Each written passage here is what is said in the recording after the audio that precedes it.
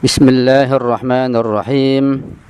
Assalamualaikum warahmatullahi wabarakatuh. Alhamdulillahi rabbil alamin. Wa sallallahu ala sayyidina wa maulana Muhammadin wa ala alihi at-tayyibin at-tahirin wa ashabihil mayamin. Amma ba'du. Ma'asyiral muslimin wal muslimat rahimakumullah.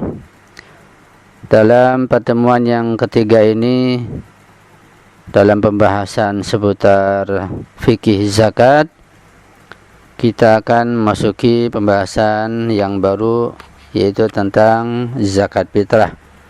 Setelah sebelumnya dalam dua pertemuan kita sudah membahas tentang zakat harta, kemudian hak nisabnya dan orang-orang yang berhak menerimanya. Tentang zakat fitrah saya ambil dari kitab terjemahan Muntakhabul Ahkam yang dicetak oleh ICC Al-Huda, baik bab ibadat maupun muamalat, mulai masalah ke 1137 sampai kepada masalah yang terakhir, yaitu masalah 1155.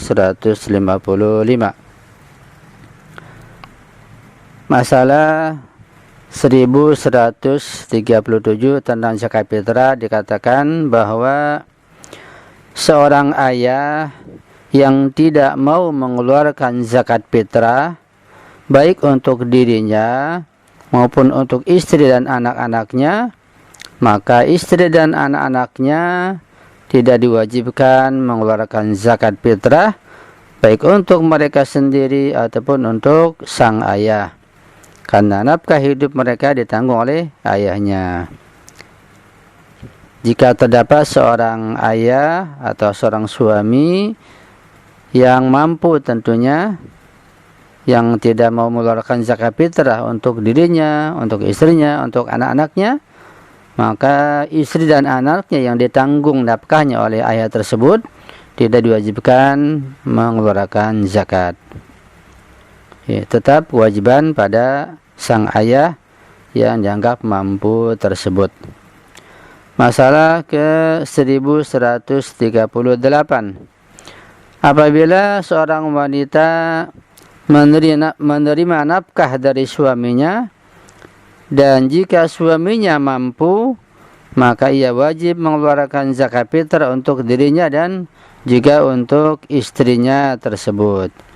Jadi kewajiban zakat fitrah itu ditanggung dan dibebani oleh sang ayah, untuk dirinya dan untuk istrinya juga untuk anak-anaknya, jika istrinya memang mendapatkan nafkah dari suaminya tersebut.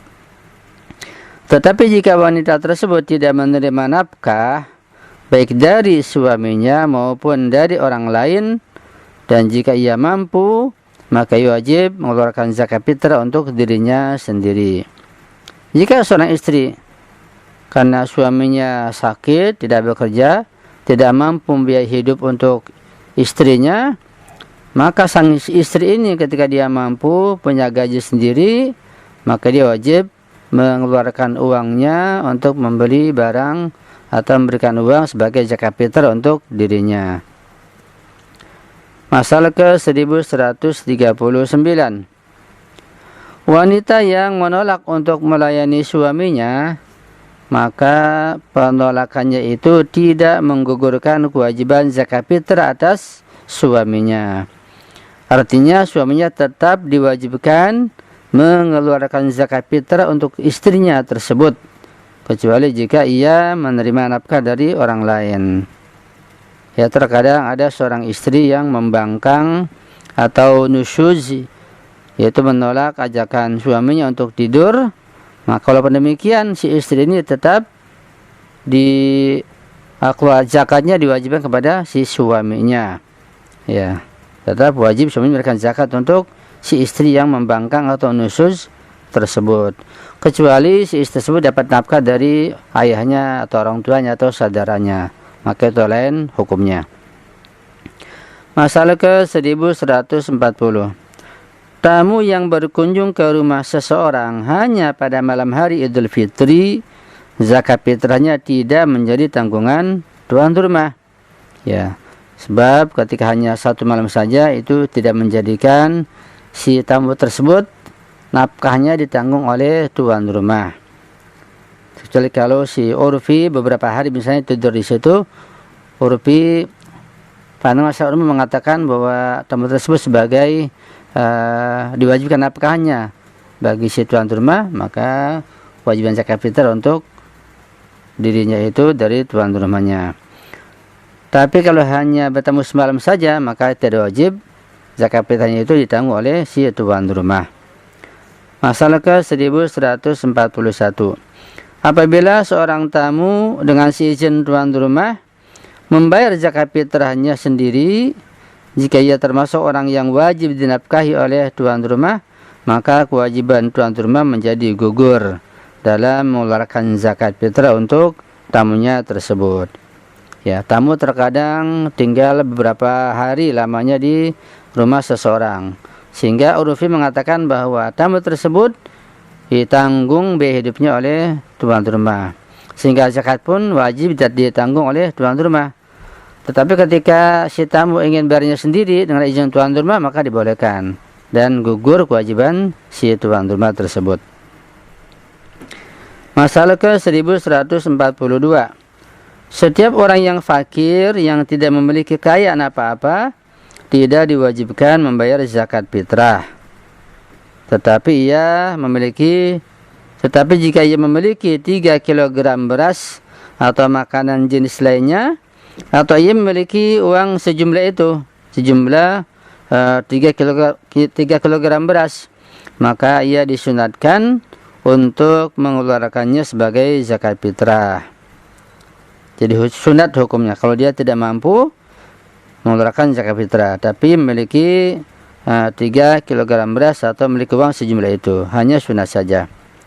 Dan jika terdapat beberapa orang yang menjadi tanggungannya, maka ia dapat memberikan beras atau uang tersebut kepada mereka secara estafet.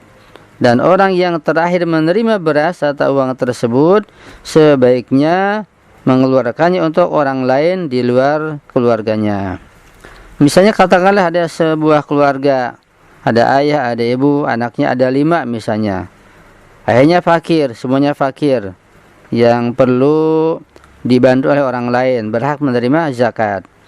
Tapi dia hanya memiliki 3 kg beras, maka sang ayah memberikan zakatnya kepada sang ibu yang fakir.